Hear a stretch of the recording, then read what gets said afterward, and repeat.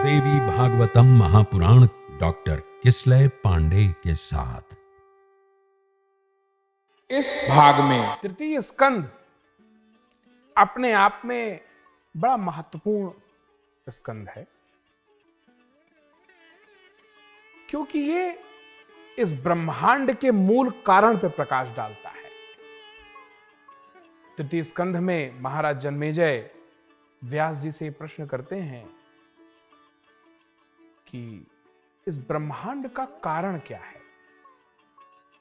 इसकी उत्पत्ति कहां से हुई है, इसका कोई तो प्रधान करता होगा, या जिन्हें मैं जानता हूं ब्रह्मा विष्णु महेश, वही तीनों मिलके इसकी पूरी सृष्टि करते हैं, इसको चलाते हैं, फिर इसका संहार करते हैं। मैं तो यही जानता हूं।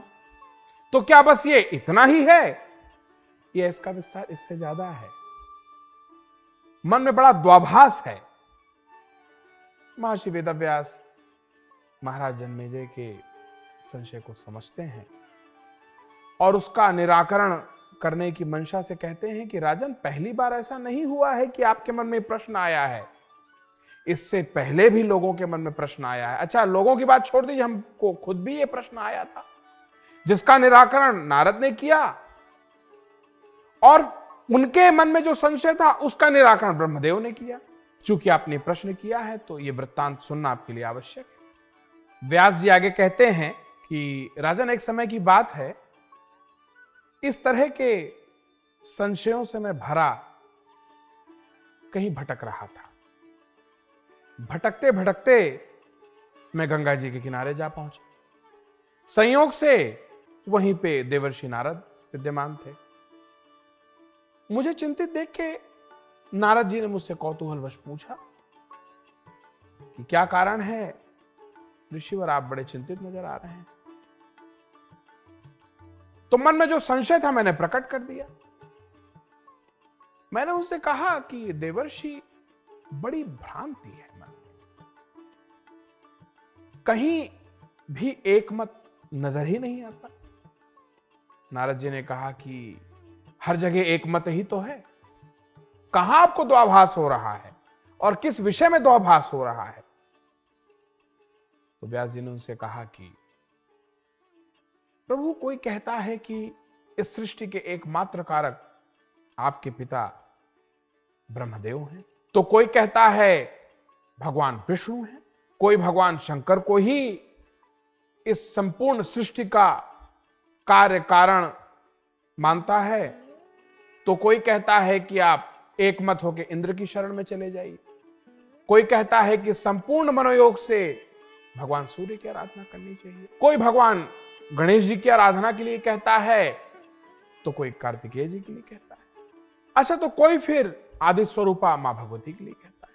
तो यह समझ पाना बड़ा दुष्कर हो रहा है कि कौन सही है और कौन गलत है। नारद जी ने जब पूरा प्रकरण समझा तो उन्होंने महर्षि वेदव्यास को बताया कि एक बार इसी तरह के प्रश्न को लेके मैं अपने पिता ब्रह्मदेव के समक्ष प्रस्तुत हुआ। उन्होंने जो कहा वो मैं आपको बताता हूं। तो उन्होंने क्या कहा? ब्रह्मदेव ने बताया कि जब मुझे चेतना प्राप्त हुई तो मैंने हर तरफ जल ही जल देखा।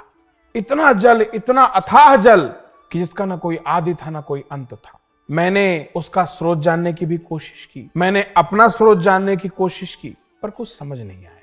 मैंने यह भी ध्यान दिया कि मैं कमल पे विराजित हूं, जिसकी नाल कहीं और जुड़ी हुई है। मैंने उसे जानने का प्रयास किया, पर कुछ समझ में नहीं आया।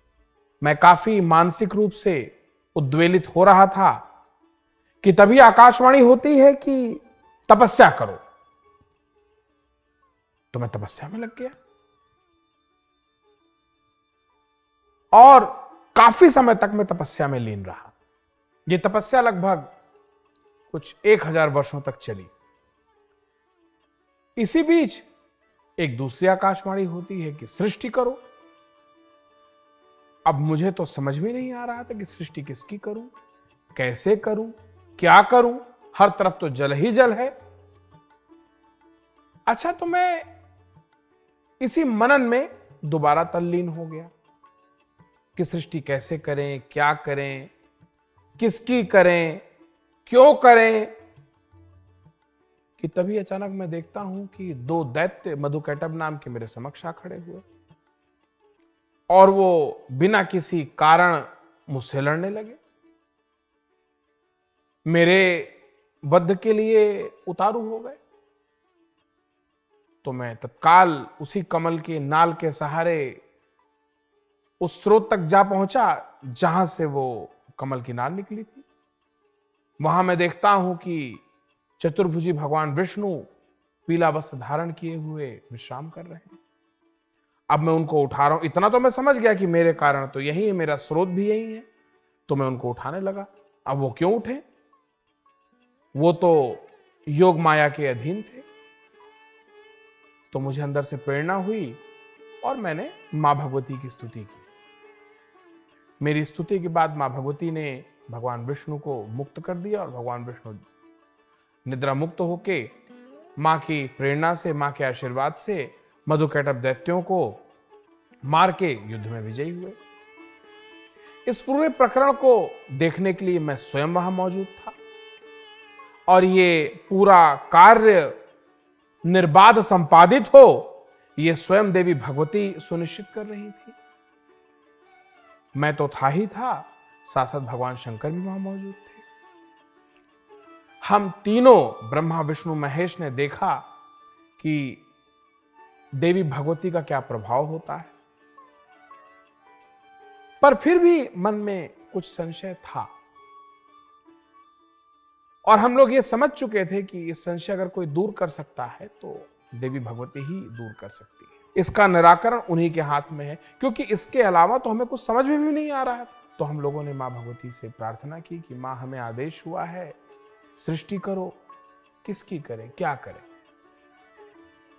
और आपके जो कुछ और आदेश प्राप्त हुए हैं, हमें समझ ही नहीं आ रहा। हर जगह तो ये जल ही जल है, सृष्टि किसकी करें, कहां करें। तो मां ने कुछ बोला नहीं देवर्षि नारद। वो थोड़ा सा मुस्कुरा के हम लोगों की तरफ देखने लगी। इससे पहले कि हम लोग कुछ और समझ पाते, तो देखते क्या है कि एक बहुत विशाल महलनुमा एक विमान हम लोगों के पास आ रुका। उसमें 3 स्थान बने थे। हमें यह प्रेरणा हुई कि हमें इसमें बैठना चाहिए। तो हम तीनों देवतागण उसमें जाके बैठ गए। एक पे मैं ब्रह्म देव, दूसरे पे भगवान श्री हरि विष्णु, तीसरे पे भगवान शंकर विराजित हो गए और वो वाहन अपनी इच्छा से चल पड़ा।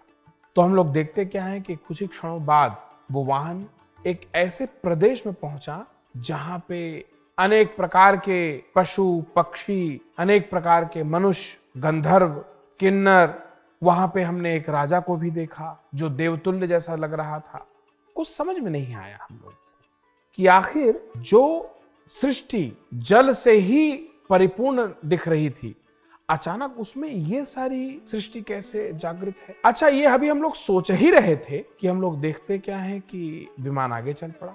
कुछ क्षण बाद वो विमान एक इंद्रलोक में पहुंचता है, जहां हम लोगों ने साक्षात देवराज इंद्र को देखा, उनकी सभा देखी। उस सभा में तरह तरह की अप्सराओं का नृत्य देखा। हम लोगों को और भी अचरज हुआ। अभी हम लोग इसे आत्मसात कर ही पाते कि विमान दोबारा वहां से चल पड़ा। इस बार विमान पहुंचता है एक ऐसे लोक जहां कोई दूसरे ब्रह्मा मुझसे भी ज्यादा शक्तिशाली, मुझसे भी ज्यादा तेजस्वी सृष्टि का संचालन कर रहे हैं। मैं तो हतप्रभ रह गया। तो भगवान विष्णु जो मेरे साथी बैठे थे, उन्होंने मुझसे पूछा कि अगर आप यहां बैठे हैं तो ये कौन है, ये कौन सी सृष्टि कर रहे हैं। जहां तक मुझे जानकारी है, ब्रह्मा तो आप हैं, मेरी नाभि से कमल जो निकला उससे तो आप प्रकट हुए हैं, ये कहां से आ गए।